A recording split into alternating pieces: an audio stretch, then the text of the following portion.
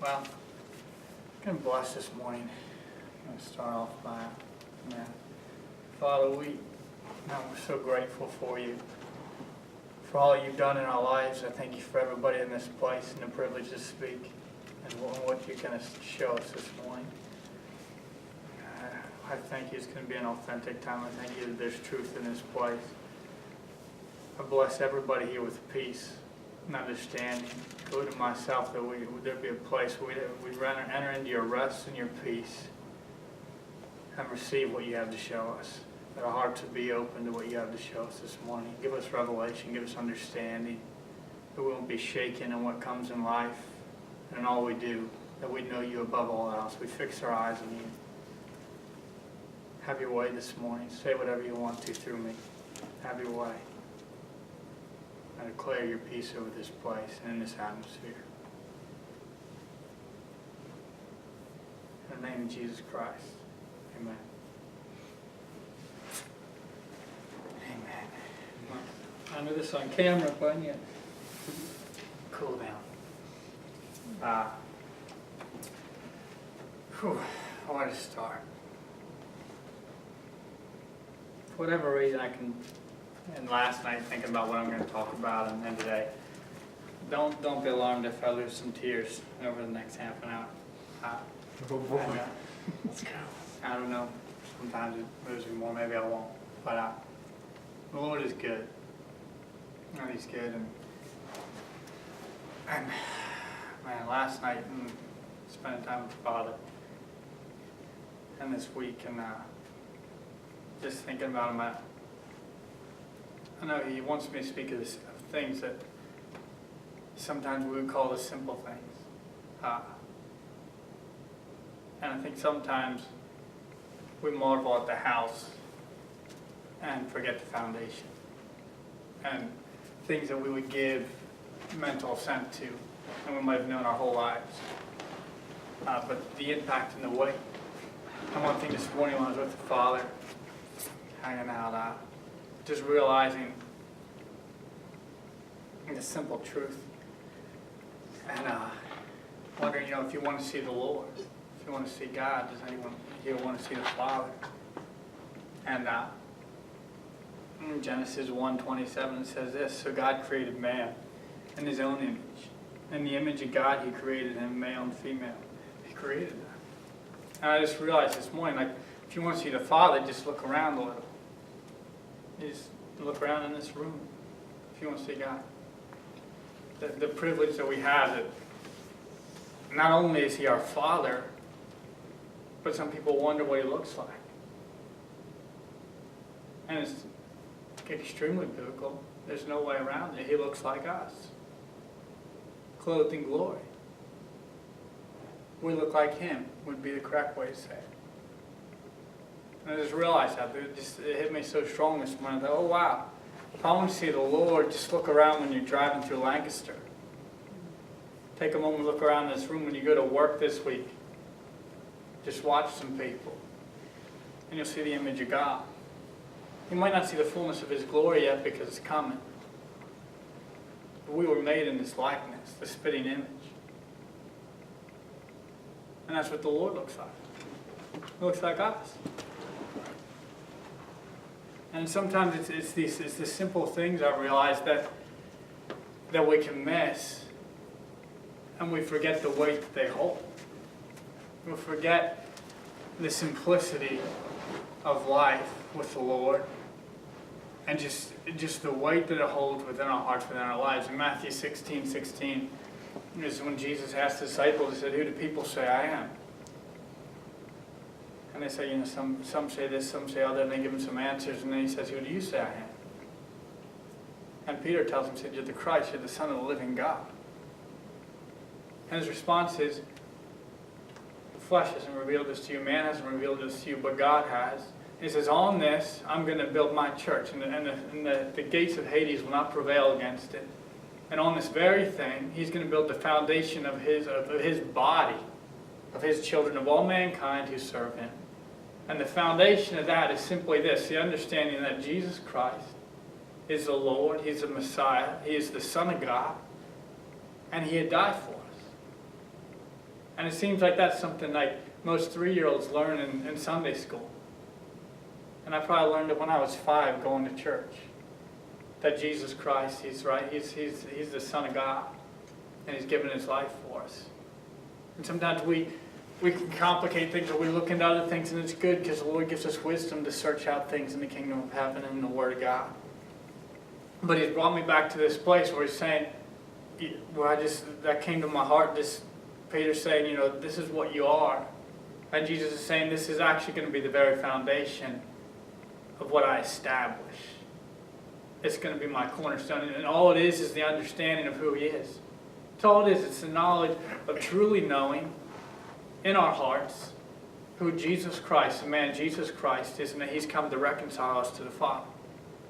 And last night I was reading in Matthew, and I was reading of the crucifixion. I could barely get through it. And sometimes it's a hard time. It took me a little while. I said, Lord, I don't know if I can make it through this. But the simplicity to this. And that is the very foundation. And realizing that the weight of that, sometimes like an anchor holding a ship, that it doesn't seem like it's much to look at. The anchor doesn't seem like it has that much beauty to look at. But it's the only reason that it stays where it is. It's the only reason. It's the only thing that holds it. And seeing this in life, that the foundations of the Lord, the simple things of, oh wow, so that's what the Lord looks like. Because it seems like a vast thing, like who's the Lord, and where is He, and what does He look like? What does He sound like? But He looks like us. Like a son looks like his father. We look like Him. And the true representation is when He fully fills us and His glory can be revealed. It says in the Word that the hope in us, that the hope of glory, Christ in us. That's the hope of glory for the whole earth. Yes, that's Him. That the impact that's going to change this world, is going to change people, is the simplicity that God is real, that He has sent His Son, that Christ is real, that He paid the cost for us. And that understanding, that revelation that Peter had, is the hope of glory. That glory that's called to fill us, that's going to change the earth, that's going to change everybody we meet. Everyone. You can see a lot in someone's eyes. You ever notice that? Some people, you go around in public, some people, if you look in their eyes, some people makes them angry. Some people feel opposed. Some people feel intimidated. I'm not even that comfortable sometimes with just looking in people's eyes. That I don't know, or if I don't know what they're thinking, or out in public. But there's a lot to be said. The Word talks about it being a window to the heart. And so the Lord's put it on my heart to talk about these simple things. Talk about who the Lord is. Talk about His faithfulness. Knowing His goodness. And what that means. Because there's a lot of things we give mental assent to. We surely do. And we're good at it. We can think we know it. And maybe we do know little bits of it. And we probably do. But if we know it, there's a big difference between a knowing and mental assent. Like Bill Johnson talks about the Israelites, that they knew the works of God, but then Moses knew the ways of God. There's a big difference in seeing an effect of something and knowing someone. There's a big difference. And people who know someone personally are just seeing the effects of their impact on life. And then it all comes down to that.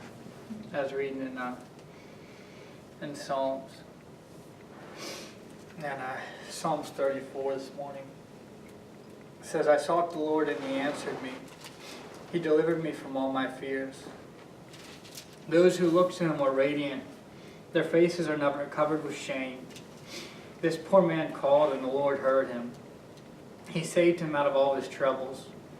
The angels of the Lord encamp around those who fear Him, and He delivers them. Taste and see that the Lord is good. Blessed is a man who takes refuge in Him. Fear the Lord, you his saints, for those who fear him lack nothing. The lions may grow weary and hungry, but those who seek the Lord lack no good thing. Come, my children, and listen to me, and I will teach you the fear of the Lord.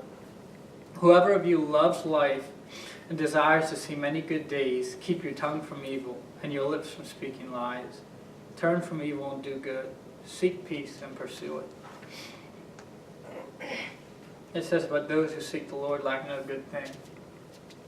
That this understanding that I think it was good for me last night. Emily and I were at Gateway, and coming to a place where we can just be free. Coming to a place where we care more about what the Father thinks of us than anyone else. We were there praying and waiting with Father, and the Lord, he's asked me to do this many times throughout the last couple of years, but I heard him say, he said, run. I want you to run. And I'm usually kind of intimidated by it. And I'm usually kind of, because it seems like, well, for some different reasons, I'm believing for restoration of my knees. I've dealt with a good bit of pain, and some of it's a challenge for that, and I know it is, where he's asking me to run and step out and believe.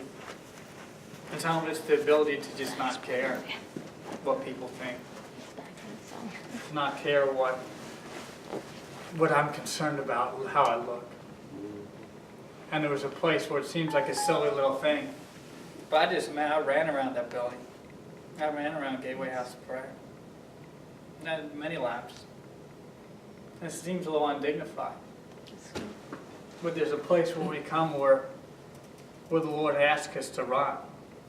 That's actually weird because I was at Creation, and there's a hill there, and for some reason I was just told to run up that thing like 2 or 3 times, and it's probably like a mile.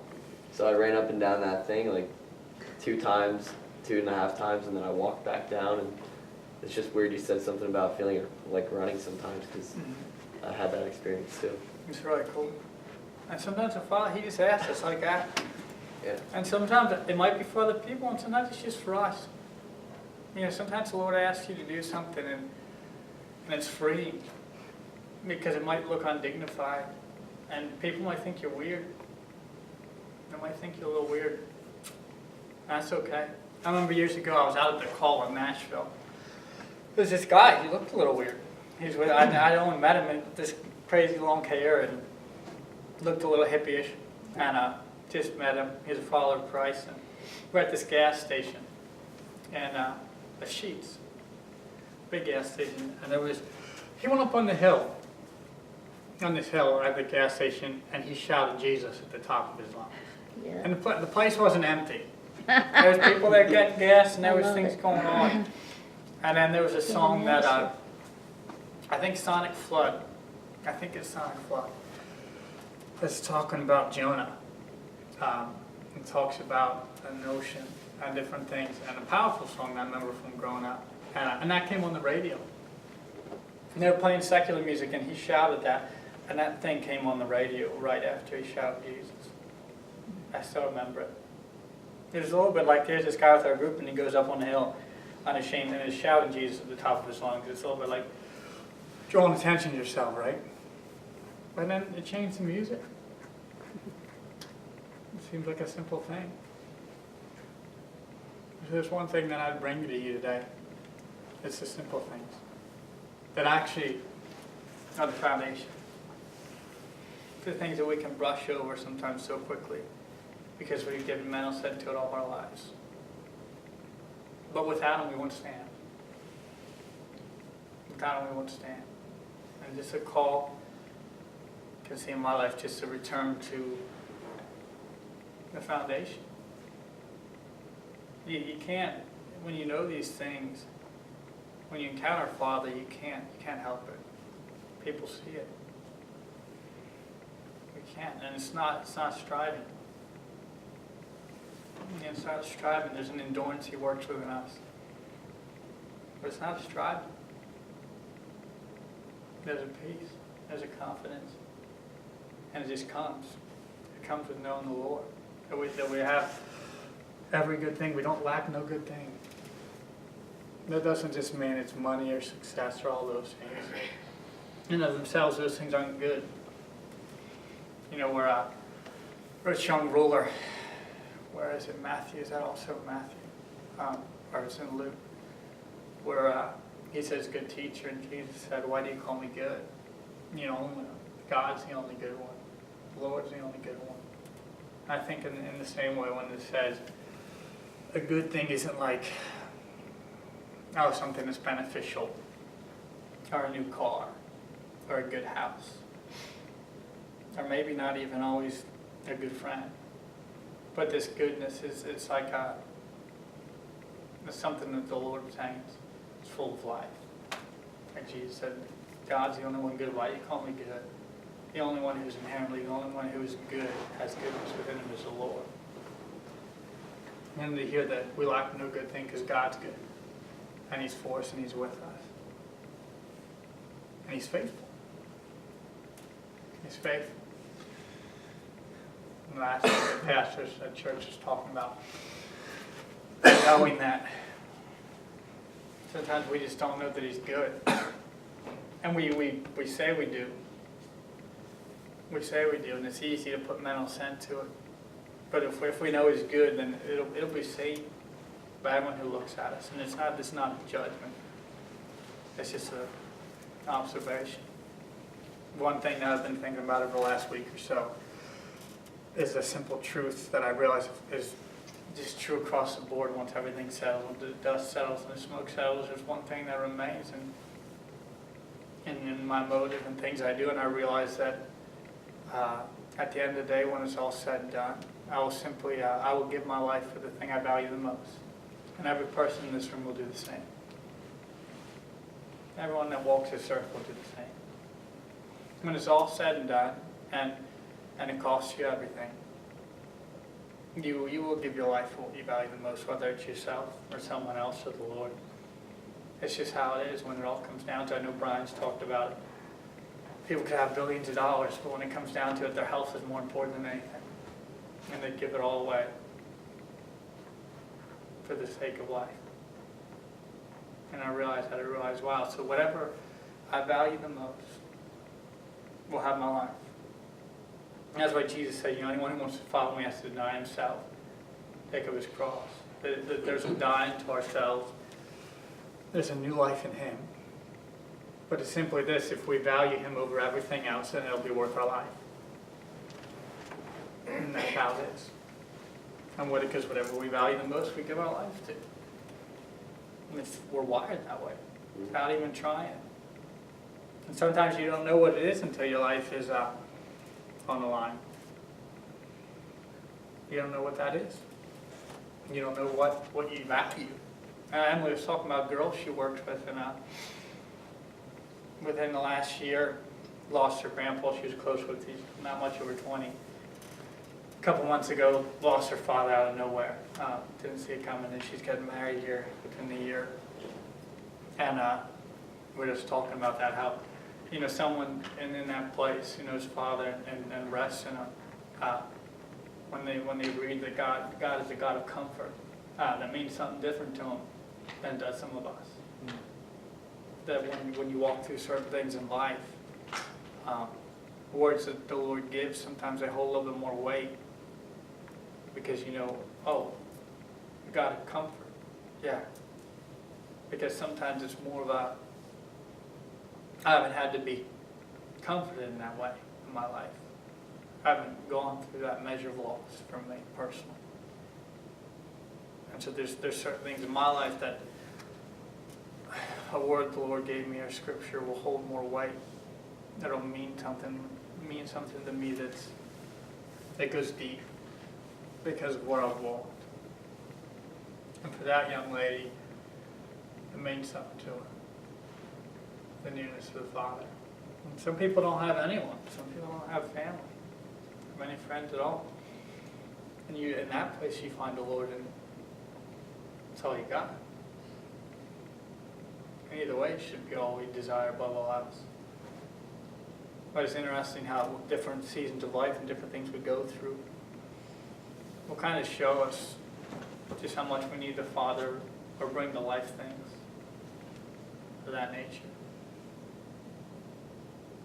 Yeah, but that's what I have to say this morning. Look into this simple thing. Ask the Lord for understanding. That's where He's taking me. Ask Him. Think about that a little when you walk around this way. Look in the mirror. If you want to see a little bit of what the Father looks like, just take a look at yourself. If you want to see a little bit of the image of God, ask Him to show you. It has to be personal. It has to be for you. It's you and the Lord. Ain't going to be through me, ain't going to be through Brian or anyone else speaking. Ain't going to be through Bill Johnson.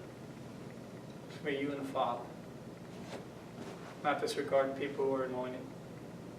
But at the end of the day, when it all comes down to it, you're going to find when you give your life for Him too. You can personally go to the Father.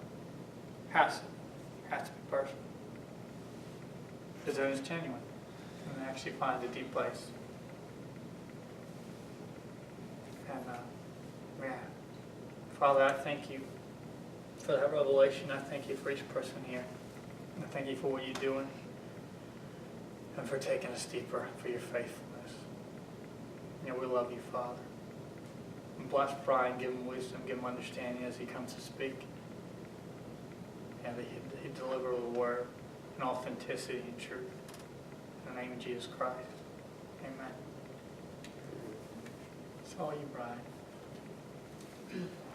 And before I completely step down, I thought the Lord